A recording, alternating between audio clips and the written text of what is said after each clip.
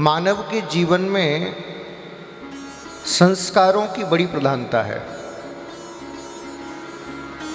बिना संस्कार के मानव पशु तुल्य है। मानव को मानव बनाने में यदि किसी का योगदान है तो वो संस्कारों का, और यदि संस्कार नहीं होंगे तो क्या वो उस मानव को हम मानव कहेंगे? नहीं, फिर भैया वो पशु के समान है। इसीलिए हमारे सनातन धर्म में कहा गया कि प्रत्येक बालक या बालिका के विधिवत रूप से संस्कार कराने चाहिए। वैसे तो 84 प्रकार के संस्कारों का उल्लेख आया है, लेकिन फिर भी मुख्य रूप से 16 संस्कार तो होने ही चाहिए, जिसमें गर्भधारण से लेकर और मृत्यु पर्यंत तक सभी संस्कार शामिल हैं। भागवत बता रही है, जब तक संस्कार नहीं को करोगे तब तक मानव का जन्म श्रेष्ठ नहीं माना जाएगा, पवित्रता उसकी नहीं होगी, क्योंकि संस्कार से ही गर्भ की शुद्धि होती है। आप देखिए, हम न जाने कितनी योनियों से भटकते भटकते भटकते भटकते इस मानव के तन में प्रवेश पाते हैं। जाने कितने सहस्त्रों वर्षों बाद हमें ये मानव का तन प्राप्त होता है, जो देवताओं को भी दुर्लभ है। सुर दुर्लभ सब ग्रंथन गाई।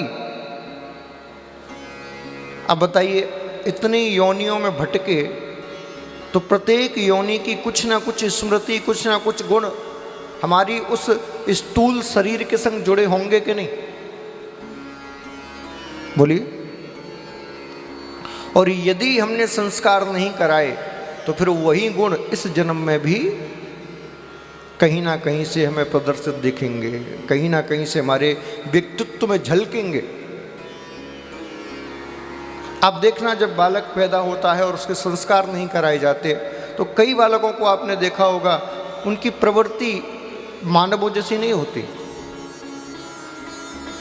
कोई बालक सर्प की तरह इधर उधर जा रहा है, कोई दीवारों को चाट रहा है, कोई मिट्टी को खा रहा है, किसी को धूल प्रिय है तो किसी को घास प्रिय है। क्यों? क्योंकि प्रारब्ध के संस्कार अभी मिटे नहीं है उसके। लोग कहते हैं कि बालक कोरा कागज होता है, मैं कहता हूं कोरा कागज नहीं होता, उस पर जाने कितने जन्मों के संस्कारों की छाप लगी रहती है। इसलिए हमें चाहिए कि हम उन संस्कारों को मिटाने के लिए और नए संस्कार देने के लिए प्रत्येक बालक के सभी संस्कार किए जाए। हमारे सनातन धर्म में भारत विश्वगुरु ऐसे ही थोड़ी बन गया।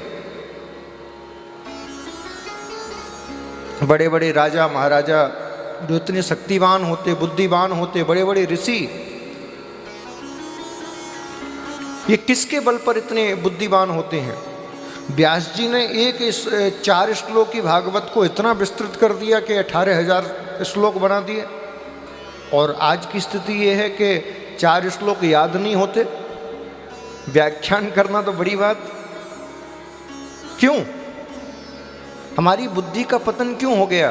क्योंकि भैया हमारी बुद्धि का पतन इसलिए हो गया क्योंकि हमारे संस्कार नहीं किए गए।